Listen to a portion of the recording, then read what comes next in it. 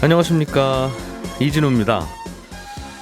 매달 통장에 일정액이 따박따박 들어오는 건 사람의 마음을 참 편안하게 만듭니다. 대표적인 게 월급이죠. 그래서 직장인들은 오늘도 피곤한 몸을 억지로 이끌고 매일 아침 출근을 하는 거고, 은퇴한 분들은 어떻게 해서든 월급하고 비슷한 연금을 준비하려고 노력을 합니다.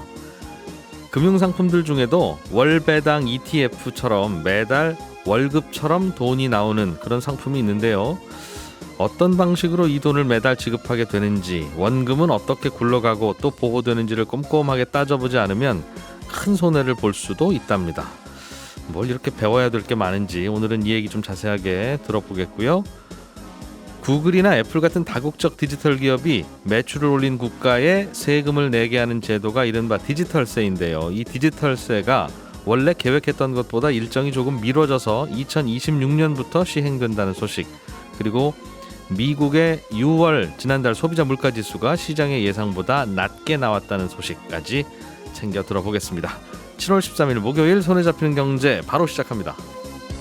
네, 오늘도 최선을 다해 경건한 마음으로 중요한 경제 뉴스들을 정리해 보겠습니다. 손에 잡히는 경제 박세훈 작가, 서은영 경제뉴스 큐레이터, 그리고 행복자산관리연구소 김현우 소장, 이렇게 세 분과 함께 합니다. 어서 오세요. 네, 안녕하세요. 자, 이제 우리는 우리나라 물가가 별 관심이 없고, 네, 항상 미국 있습니다만. 미국의 소비자 물가지수가 요즘은 더 관심이 갑니다. 그렇습니다. 어떻게 나왔습니까? 작년 6월 대비 3% 오른 걸로 나왔는데요. 시장 전망치가 3.1%였거든요. 예. 전망치보다 살짝 낮게 나온 겁니다. 전월인 5월 대비로는 1%포인트 둔화됐고요. 작년 6월 소비자 물가지수가 전년 대비 9.1%로 매우 높게 나왔었기 때문에 기저효과가 크게 작용을 한 영향이 큰데, 에너지 물가지수가 1년 전보다 한 17% 정도 하락한 게 전체 물가지수 오름폭을 끌어내린 겁니다. 휘발유가 한 26.5%, 천연가스는 한 18.6% 내렸거든요. 에너지가 많이 내린 덕분에 물가가 많이 내렸군요. 그렇습니다. 작년에 워낙 많이 올랐었기 때문에 물가가 많이 내린 게 아니라 덜 올랐군요. 그렇습니다. 예. 작년에 물가를 끌어올린 중고차 가격이 한 달 새에 한 0.6% 하락했고, 보복 여행 수요를 치솟았던 이 항공료도 한 달 사이에 한 8% 정도 하락한 것도 물가 상승률 둔화에 영향을 줬고요. 예. 다만 이 변동성이 큰 식료품이랑 국제 유가를 빼고 다시 계산한 물가 지수를 보면 작년 6월 대비 4.8% 여전히 높게 나오고 있긴 합니다. 요거는 이제 주로 보통 서비스 물가죠? 그렇습니다. 주거비랑 서비스 비용의 둔화폭이 크지 않아서 요건 여전히 좀 높게 나오고 있습니다. 미국 물가 전체로는 한 1년 전보다 3% 정도 오른 걸로 나왔고, 네. 에너지 식량 빼고 나면 한 5%대. 예, 그렇습니다. 아직도 그 정도 느낌이다. 그렇습니다. 우리가 미국의 물가에 관심이 많은 건 그게 미국의 기준금리에 영향을 주고, 그렇죠. 그게 우리의 재테크 날씨에 영향을 주기 때문이잖아요. 그럼 어제 나온 물가지수 1년 전보다 3% 오른 걸로 나온 건 앞으로 연준이 금리를 어떻게 움직이는 쪽으로 영향을 줄 걸로 전망되고 있습니까? 어제 물가지수가 나오고 나서 미국 증시가 많이 올랐습니다. 그러니까 시장에서는 이 정도로 물가 상승률이 둔화가 되면 이제 연준이 금리를 그만 올리겠구나 라고 생각을 한 겁니다. 네. 그런데 연준이 금리를 그만 올릴 거라고 보는 건 좀 섣부른 전망이다, 이런 얘기도 나오거든요. 왜냐하면 소비자 물가지수가 둔화가 되고 있는 건 맞으니까 그것만 보면 연준이 굳이 금리를 여기서 더 올리지 않아도 될 것 같긴 한데, 최근에 연준이 금리를 결정할 때 중요하게 보는 게 물가 상승률이랑 고용 상황입니다. 고용, 일자리. 그렇습니다. 지금 미국은 일하려는 사람을 찾으려는 수요가 더 많기 때문에 그게 근로자들의 임금을 계속 올리고 있거든요. 네. 근데 임금이 오르면 소비가 늘고, 소비가 늘면 물가가 다시 오르게 됩니다. 사람들 주머니가 채워지면 물가 오를 거다. 그래서 임금 상승이 이어지면 지속적인 인플레이션으로 이어지게 되는 건데, 코로나 이후에 그 물가가 급등했던 건 원자재나 부품 공급망에 문제가 생겼던 거라서 물가 오름세가 오래 가긴 했지만 그래도 시간이 지나면 해결될 문제이긴 했는데, 그래서 옐런이 혹은 그 파월이 일시적이라고 그랬죠. 그렇죠. 크게 실기를 하긴 했습니다만, 근데 최근에 물가가 오르는 건 말씀드린 것처럼 임금이 오른 거랑 관련이 된 거라서 경기가 매우 나빠지지 않는 한은 쉽게 해결되기 어려운 인플레라는 게 문제입니다. 근데 이달 초에 미국의 고용 상황이 어떤지가 발표가 됐는데, 여전히 일하려는 사람보다 일하는 사람을 찾는 수요가 더 많습니다. 그러다 보니 월 평균 근로자 임금도 작년에 비해 4% 넘게 오르는 걸로 나오는데요. 그래서 연준이 지금 물가 상승률이 둔화되는 것만 가지고 금리를 더 안 올릴 거라고 보기는 힘들다라는 얘기가 나오는 겁니다. 고용이 너무 타이트하다. 그렇습니다. 구인난이다 여전히. 그렇습니다. 미국은. 그러게요. 미국은 왜 그 직원 찾는 사람은 많은데 네. 나 직원 하겠습니다 하는 분들은 그렇게 줄었어요.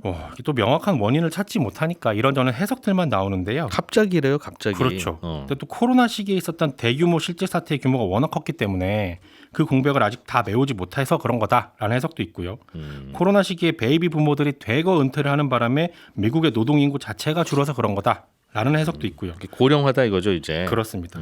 그리고 코로나로 해고됐던 근로자들이 최근에 일자리를 구하긴 하는데 예전에는 하지 않았던 일을 시작하는 바람에 예를 들면 예전에 마트에서 일을 했던 사람이 호텔에 취업을 하면 아무래도 일이 익숙지가 않으니까 코로나 때문에 일시적으로 다 해고 네. 그다음에 다 다시 또 각자 직업 찾아 네. 이렇게 되니까 그렇죠. 서로 꼬였군요. 그렇습니다. 호텔에서 일하던 분 마트에서 일하고 마트에서 일하던 분 호텔에서 일하고 있고. 그렇죠. 그래서 예전 같으면 그냥 한 명이 했었을 일을 지금 두 명이 해야 되다 보니까 더 많은 근로자를 채용해서 그런 걸 수도 있다라는 해석도 나옵니다.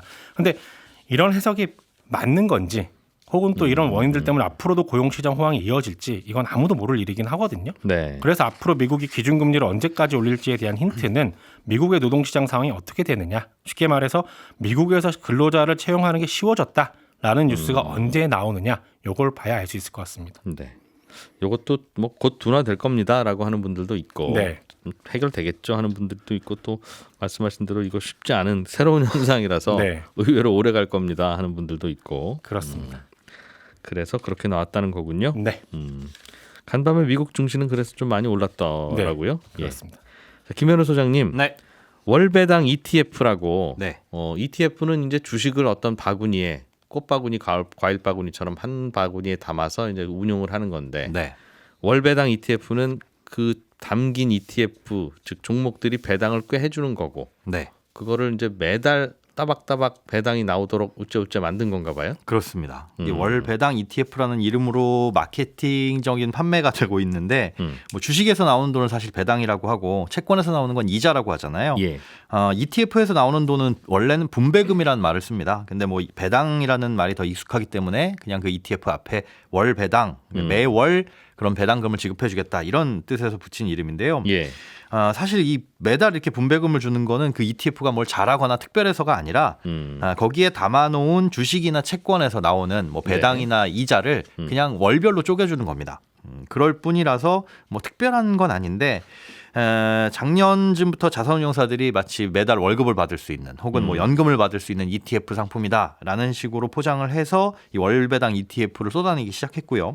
그 월배당 ETF에 관심 가는 사람들이 많아지다 보니까 이 ETF를 운용하는 자산운용사들이 운용 보수, 그러니까 자기네들이 가져가는 수수료죠 일정에 이것들을 아주 경쟁적으로 현저히 낮추면서 이 월배당 ETF를 상품들을 출시하거나 기존 ETF들의 운용 보수를 낮추기도 했어요. 최근에는 얼마나 낮췄냐면 그 자산운용사들이 가져가는 수익이 ETF에 쌓여 있는 돈이 100억이라고 한다면은 한 30만 원에서 50만 원 정도 가져가는. 이게 뭐 1년에? 네, 그렇습니다. 그 정도로 굉장히 운용 보수가 낮아진 상태입니다. 월배당 ETF들끼리 경쟁을 하니까. 네, 그렇습니다. 알겠습니다. 그런데 투자자들은 그럼 뭐 그런 건지 알겠어요 이제. 네. 배당 들어오는 걸 보통 배당이 이제 6개월이나 1년에 한 번씩 들어올 텐데 네. 그걸 모아놨다가 이제 한 달에 한 번씩 찢어주는 거니까 네. 그리 어려운 것 같지도 않고. 투자자들이 조심해야 될 건 뭡니까? 이게 사실상 매달 이자나 배당을 쪼개서 주는 거니까 네. 뭔가 이제 규칙적인 현금이 들어온다라고 생각을 할 수가 있는데 그 돈이 규칙적이지 않을 수가 있고요. 그러니까 얼마의 배당금이 들어올지는 이자는 미리 예측이 되지만 배당금은 예측이 잘 안 되죠. 그런 부분도 있고 실질적으로 봤을 때 직접 투자하는 것보다 이렇게 ETF에서 담아서 배당금을 받는 게 세금적인 측면에서 안 좋을 수 있다는 겁니다. 이게 가장 큰데 그래요? 네, 국내 주식에만 투자하는 ETF의 경우에는 국내 주식 그 매매 차익, 그러니까 ETF 매매 차익 10,000원에 사서 1,500원에 팔았을 때 이 500원에 대해서는 세금을 과세하지 않습니다. 원래 주식은 아직은 그러니까요. 그렇습니다. 예. 그리고 거기에 나오는 배당금이 있다면 그에 대해서는 15.4% 과세를 하고요. 원래 배당은 또 그랬었죠? 네. 예. 근데 그 외에 국내 주식에 투자하는 ETF 말고 뭐 채권이라든가 해외 주식 이런 것들을 담아놓은 ETF는 매매 차익과 분배금, 배당금 모두 15.4%를 과세를 해요. 예. 그런데 그렇게 간접적으로 투자하지 않고 국내 상장 채권을 직접 투자하게 되면 채권의 매매 차익은 비과세입니다. 네. 그리고 이자에 대해서만 15.4% 세금을 매기고요. 네. 그런데 이 ETF를 통해서 투자하면 그 모두 다 이 세금을 매기게 된다는 거고. 내가 채권을 직접 사면 네. 채권에 붙는 이자에 대해서만 세금을 내는데 네. 채권을 담은 ETF를 사면 그 채권 가격 자체의 등락에 따라서 ETF 가격이 오르내리는데 그 차액 전체에 대해서 세금을 낸다. 맞습니다. 그리고 이제 해외 주식을 담아놓은 ETF 같은 경우에도 또 세금 문제를 생각을 해야 되는데 예. 우리가 해외 주식을 직접 투자하게 되면 매매 차익에 대해서는 손익을 통산해서 뭐 손해 본 거, 이익 본 거 다 합쳐가지고 연간 250만 원까지는 세금을 매기지 않고 예. 그걸 초과하게 되면 22% 양도세를 내야 됩니다. 예. 그리고 해외 주식에서 나오는 배당금에 대해서는 15.4%가 아니라 15%만 과세를 해요. 이게 왜 그러냐면 다른 나라에서 원천 징수하는 배당금에 대해서는 예. 우리나라와 그 나라 간의 세율을 비교해 봤을 때 높은 세율을 적용하기로 되어 있거든요. 네. 그런데 우리나라의 배당 소득세는 15.4%라고 얘기하지만 사실은 배당 소득세 14% 플러스 농특세 1.4%입니다. 네. 그러니까 우리나라는 14%인 셈이죠. 근데 미국은 그냥 15%예요. 예. 그러니까 미국이 더 높으니까 미국의 세율을 적용하는데 납세자 입장에선 15.4%는 우리나라에서 떼는 세금이고 미국 걸 하면은 15%대니까 오히려 이제 미국계 실질적인 세금은 더 낮은 거죠. 미국은 농특세가 없는 바람에 그렇습니다. 알겠습니다. 그렇게 되는 거니까 아주 큰 차이는 아니네요. 네, 15.4나 15나. 그렇죠. 그런데 소액으로 투자한다면 250만 원까지는 매매 차익 과세 안 하고 배당금에 대해서도 그 약간의 아주 적은 차이지만 낮은 세율을 적용한다는 거, 이 차이가 있는 거고요. 예. 또 국내 주식 ETF 제외한 나머지 ETF에서 발생하는 분배금과 매매 차익 이런 것들은 모두 이제 다른 이자하고 배당소득 합산해서 잠깐만요. 아까 해외 주식에 투자하는 건 네. 매매 차익에 대해서 차익이 250만 원이 안 되면 그냥 다 드세요 하는 거고. 그렇죠. 그거 넘는 거에 22%를 22% 과세하는 건데 네. 지금 오늘 우리가 배우는 ETF랑은 그게 무슨 관계가 있어요 지금? 만약에 해외 주식을 이 ETF에 담아가지고 투자를 한다. 월배당 ETF에 담겨 있다. 아하, 네. 그러면 매매 차익에 대해서도 뭐 250만 원 공제 이런 거 없이 그냥 다 아. 15.4% 이렇게 세금을 매기게 되니까 ETF가 뭐 편하고 좋기는 좋은데 그렇죠. 그 어차피 안에 들어있는 게 뻔한 주식이라면 네. 그냥 그 알 주식을 내가 직접 살 수 있으면 사는 게 맞습니다. 이런저런 세금은 유리하다 그 말씀이군요. 네. 지금 말씀해 주신 그 뻔한 주식이라는 게 사실상 진짜 뻔한 주식들을 담아놨거든요. 뭐 구글, 애플, 뭐 테슬라 이런 거 담았겠죠. 맞습니다. 또 배당 많이 해준다고 소문난 그런 주식들을 담아놨기 때문에 차라리 내가 그런 해외 주식을 직접 투자할 수 있다. 뭘 그런 경험만 담았는지는 있으면 알 테니까 네. 조금 번거롭더라도 그거 직접 직구하는 게 낫다는 맞습니다. 말씀으로 들리네요. 네. 그래서 분배금을 따져봐도 그렇게 많지도 않은데 배당주 위주로 투자하는 ETF 같은 경우에는 그 담고 있는 그 기업들이 뻔한 기업들이 배당을 또 네. 하지 않으면 매달 배당금이 분배금이 들어오지 않을 수도 있어서 이런 부분들은 안에 뭐가 들었는지를 살펴보고 투자를 할 필요가 있습니다. 그러니까 월배당 ETF라고 하니까 한 달 매달 따박따박 뭔가 들어오니 네. 야, 엄청난 마술을 부려주는 것 같지만 네. 실제로는 별거 아닌 거 담아놓고 세금은 세금대로 더 많이 내고 네. 그거 그냥 한꺼번에 들어오는 거 월로 찢어서 주는 것 뿐이니까 그 정도라면 그냥 우리가 알아서 받듭시다. 네. 그 말씀이죠? 맞습니다. 이런 얘기 막 하고 그러면 금융회사들은 참 미워할 것 같은데 소장. 그러니까요. 저도 지금 약간 부드럽게 얘기한 것 같은데 정확하게 조금 매콤하게 말씀을 하셔가지고 걱정입니다. 알겠습니다. 그렇다. 네. 알겠습니다. 단점은 그렇고 뭐 월배당 ETF에 그래도 장점은 없어요? 네, 너무 맵게만 얘기한 것 같아서 장점을 말씀드리면 이제 직접 투자했을 때 번거로움이라든가 이런 것들을 좀 덜어줄 수 있고요. 그다음에 예. 소액으로도 투자할 수 있다는 점입니다. 그러니까 직접 투자 통해서 배당이나 이자를 그렇게 받으려면 매달 꼬박꼬박 받으려면 예를 들어 채권에 투자한다. 근데 그 채권이 3개월마다 이자를 주는 채권이다. 예. 그러면 주기가 매달 들어오는 게 아니라 3개월마다 들어오니까 네. 석 달마다 한 번씩 들어오는 채권들을 최소한 3개 이상은 즉 1월에서 석 달마다 주는 채권을 하나 사야 되고 2월부터 이자를 주는 채권을 또 하나 사야 되고 이런 식으로 조금 여러 가지 채권을 사야 되는 이런 번거로움이 있고요. 또 아니면 그것도 석 달에 한 번씩 이자 오는 거 3분의 1씩 나눠서 내가 쓰면 되잖아요. 그래도 됩니다. 근데 또- 매달 나는 뭔가 꼭 통장에 들어왔으면 좋겠다 하는 분들은 그렇게 해야 되는 번거로움이 있고 또 그렇게 사려다 보면은 또 아까 뻔한 주식이라고 말씀하신 그런 주식들도 가격이 비싸잖아요. 근데 반면에 ETF 같은 경우에는 뭐 적게는 10,000원에서 비싸봐야 10만 원 정도로 예. 한 주를 살 수 있으니까 소액으로도 투자할 수 있다는 장점이 있는데 대안이 뭐 리츠라든가 아니면 미국에도 상장돼 있는 그 월 지급식 ETF들이 많이 있어요. 예. 그런 것들이 대안으로 있기 때문에 이걸 또 장점으로 꼽자니 그런 것들 투자하면 되지 않느냐라고 한다면 할 말이 없어지는. 대안이 뭐라고요? 리츠는 뭐 매달 주지는 않지만 꽤 배당이 나오는 거니까 네. 차라리 그거 투자해서 배당 한꺼번에 받고 그게 뭐 1년에 한 번 나오면 12달로 찢어 쓰고 그렇죠. 6개월에 한 번씩 나오면 6달로 찢어 쓰고 네. 그 찢어 쓰는 것도 귀찮으십니까 하는 얘기 같고 네. 미국에 상장된 배당주 관련 ETF들은 또 월 지급식 ETF들이 꽤 많이 있거든요. 가만히 있으면 배당이 저절로 한 달에 한 번씩 나오는 것들이더라. 네. 근데 그거는 세금이 적어요? 그런 것들 세금이 적지는 않습니다. 근데 아까 우리나라에 상장돼 있는 그런 국내 ETF와는 다른 이제 해외 주식에 대한 세금을 적용을 받기 때문에 250만 원 공제해주고 네. 나머지에 대해서 종합과세 안 하니까. 그렇죠. 그래서 그런 대안이 있기 때문에 이게 과연 국내 월배당 ETF의 장점인가라고 했을 때는 조금 알겠습니다. 예. 혹시 무슨 다른 장점은 있습니까라고 여쭤봤는데 장점은 없고 그냥 소액으로도 거기까지 투자할 하겠습니다, 수는 있다. 네. 알겠습니다. 있을 거예요. 또 장점이 또 잘 찾아봅시다. 네. 예. 잘 찾아봅시다. 찾아주면 알려주세요. 알겠습니다. 네. 자, 서은영 큐레이터가 준비해 오신 소식.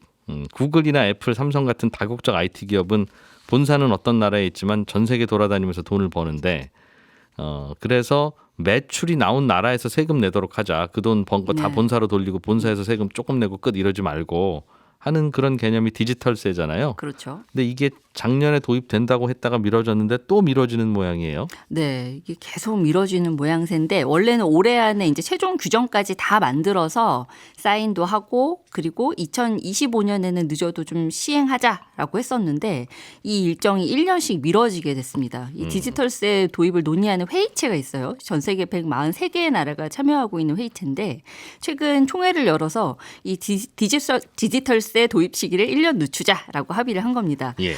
올해 안에 이제 다자조약 규정을 마련해서 서명까지 하는 게 목표긴 합니다. 아직까지는. 그런데 이 시행 시점은 2026년 이후에나 될 거다라는 얘기가 나오는 게 이 각국 국회 비준까지 거치는데 일단 상당한 시간이 걸리기도 때문인데요. 이 가장 난항이 예상되는 미국 같은 경우에는 상원의 3분의 2 이상이 찬성해야 하는지라 이 현재로선 세수 감소 우려 때문에 논의조차 좀 쉽지 않은 상황이라서 좀 시간이 꽤 걸릴 것으로 보입니다. 대체로 이런 그 구글, 애플 이런 기업이 미국 기업인데 그렇죠. 네. 디지털세가 도입되면 전 세계에 다 세금을 뿌리고 와야 되니까 네. 미국에 내는 세금은 줄어들 수 있다. 그래서 미국은 네, 맞습니다. 걱정이다 그 말이에요. 네, 역시 그 지적하신 내용 때문에 결국에는 이제 도입이 이번에도 좀 늦춰진 건데, 뭐 구글, 페이스북, 넷플릭스 정말 다 말씀하신 대로 미국 기업들이잖아요. 예. 그러니까 이 기업들이 이제 디지털세 내게 되면 당연히 미국의 세수가 줄어들 수밖에 없겠죠. 그래서 실제로 지난달에 미국이 이제 우방국에 디지털세 도입 유예에 동참해줘라 이렇게 요청을 했다는 외신 보도가 좀 나오기도 했었습니다. 미국이 네. 다른 나라들한테 동참하라고? 네, 그러니까 근데 같이 늦추는데 같이 늦추는데 동참해 주세요라고 동참하자고. 네 요청을 했다라는 외신 보도가 나왔었어요. 그리고 이 디지털세를 개별적으로 이제 도입한 프랑스, 영국 같은 나라에다가 보복관세 성격의 무역 보복 시행한 전력도 있습니다. 미국이. 네, 그래서 여기에 더해서 이제 미국 IT 기업들도 뭐 가만히 있겠습니까? 지금 뭐 협회들까지 나서서 전방위적인 로비를 펼치고 있는데 이런 전략이 먹힌 건지 작년에도 디지털세 도입이 유예가 됐었는데 올해 또 이렇게 한 차례 유예가 되는 겁니다. 2년 전에 도입하기로 합의했잖아요. 그럼 그때는 일단 합의하고 네네. 그 2년 동안 뭐 혹시 아무 일 없겠냐 설마 그때 가서 또 반대하면 되지. 네. 그런 상황 내지는 그런 생각이었나 봐요. 네, 분명히 2년 전에 손경제에서도 이제 그 뉴스를 다뤘던 걸 제가 어제 한번 들어봤었는데 큰 원칙에서 합의가 이미 다 이루어졌고 도입만 하면 되는 상황이긴 합니다. 그런데 어제도 이제 성명서 발표한 내용들을 보면 2년 전에 합의했던 내용들에서 큰 틀에선 벗어나지 않았어요. 그러니까 거의 재확인하는 정도의 조금 더 구체화된 내용이 좀 들어갔는데 흔히 이 디지털세 논의는 크게 이제 두 개 축으로 이루어지는데 이제 그 중에서 이제 가장 좀 중점적으로 논의되고 있는 이 첫 번째, 이 매출을 일으킨 나라에서도 고정시설 유무에 상관없이 세금을 내자라는 거거든요. 근데 이 연결 매출액이 28조 원 이상이고 영업이익률이 10% 이상인 다국적 기업이 대상이 됩니다. 서버가 네. 어디에 있던 돈 버는 그 나라에서 세금 내라. 맞습니다. 그래서 뭐 금융업, 채굴업, 뭐 국제 해운업 이런 것만 아니면 사실은 모든 업종이 대상인데 전 세계에서 이제 먹거리, 화장품, 자동차 파는 회사들도 사실은 뭐 대상이 될 수는 있습니다. 근데 네. 문제는 제조업 같은 경우에는 요즘 같아서는 이제 영업이익률 10% 이상 내기가 쉽지가 않으니까 같이 거론은 안 되는데 뭐 영업이익률 높은 회사들을 딱 우리가 이렇게 생각하면 뻔하죠. 뭐 네. 구글, 넷플릭스, 애플, 마이크로소프트 같은 이제 IT 기업들 그리고 또 우리 기업들 중에서는 삼성전자, SK 하이닉스 같은 이제 IT 기업들이 좀 주된 대상으로 거론이 되고 있고요. 디지털세를 이야기할 때 그래서 이렇게 IT 기업들만 좀 계속 거론이 되니까 그래서 이름이 구글세. 구글세였잖아요. 그렇죠. 구글세라고도 부르는 거죠. 하지만 엄밀히 말하면 IT 기업만 타깃으로 하는 것은 아니다.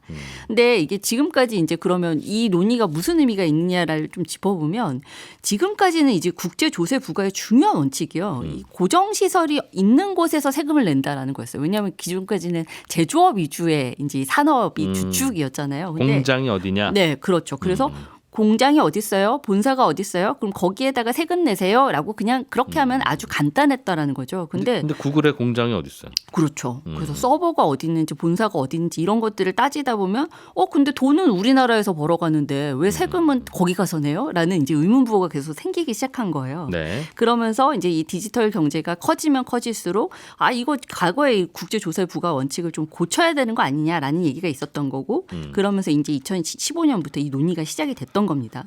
그럼 우리나라 같은 경우 이제 어떤 문제를 좀 예를 들 수 있냐면 구글세 이제 구글 얘기가 계속 이제 나오는데 네. 지난해 구글 코리아가 우리나라에서 3,449억 원 매출을 일으켰다고 신고를 하고 법인세 169억 원을 냈는데 네. 생각보다 굉장히 적지 않습니까? 근데 네이버 카카오가 우리나라에서 이제 7, 8조 원대 매출 내고 법인세 한 2천억, 4천억씩 낸단 말이에요. 그러면 그럼 구글의 매출이 이게 온전히 잡힌 것이냐 의문이 생기는 거죠. 근데 이 구글 매출 뜯어보면 구글의 앱스토어에서 앱 판매하고 광고 수익하고 이렇게 벌어들인 수수료 매출이 아마 수조 원 정도 될 거다 이렇게 예상이 되는데 이게 모두 세율이 낮은 싱가포르 법인 매출로 잡히는 겁니다. 우리나라 매출로 안 잡히고. 우리나라에서 번 돈이 3,449억 원이 아니다. 그렇죠. 그거보다 훨씬 많은 6조 원 얘기도 나오는데 정확하진 않습니다. 근데 이 부분에 대한 세금은 우리나라 정부가 한 푼도 걷어들일 수가 없다는 거죠. 그래서 디지털세가 시행이 되면 이제 본사 서버 어딘지 상관없이 해당 기업 글로벌 매출 중에 일정 비율 이상을 초과이익으로 계산을 해서 이 초과이익의 4분의 1만큼은 좀 매출 일으킨 나라들에서 나눠서 좀 세금 내게끔 합시다라고 얘기를 하고 있는 그게 거죠. 구글세의 개념이었고 곧 하기로 했는데 미국이 또 미루자고 그렇습니다. 한다. 네. 그럼 우리 입장에서는 네. 방금 말씀하신 대로 구글한테 세금 더 많이 내라고 할 수 있겠네요. 이게 그렇죠. 도입이 되면. 네. 그런데 여기에 타깃이 되는 그런 회사들이 구글, 애플 같은 미국 회사만 아니라 삼성전자, 하이닉스도 넣으려고 맞습니다. 한다면서요. 네, 맞습니다. 네. 그러면 물론 이제 모든 게 원칙적으로 합리적으로 해야 되니까 우리가 불리하다고 반대할 수는 없으나 우리는 이거 도입되면 유리해요? 불리해요? 계산기를 좀 두드려 볼 필요가 있겠죠. 근데 지금으로서는 정확히 먼저 말씀드리면 정확한 계산은 아직은 어렵습니다. 왜냐하면 어떻게 될지 세부적인 모른다. 규정들이 조금 더 나와야 돼서 그런데요. 예. 우리 이제 국내에서 한 보고서에서는 이런 예상을 하나 했었어요. 그러니까 구글, 넷플릭스, 아마존, 애플, 페이스북 이 5개 회사가 추가로 납부해야 될 세금이 2,229억 원이다. 근데 2천억 정도 더 들어오고 네. 세금이 근데 일단. 삼성도 역시 아마 수천억은 해외로 나갈 것이다. 아하. 그래서 현재로서는 똔똔이거나 뭐 그렇게 보이는 것으로 보입니다. 요즘같이 삼성전자가 이익 못 낼 때는 우리한테 유익한데 네. 어차피 밖에서도 세금 안 낼 테니까. 네. 알겠습니다. 예, 내일은 금요일인데 제가 개인 사정으로 하루 못 나오게 돼서 내일은 좀 특별한 다른 분이 하루 진행을 해주십니다. 저는 다음 주 월요일 아침 8시 30분에 찾아오겠습니다. 이진우였습니다. 고맙습니다.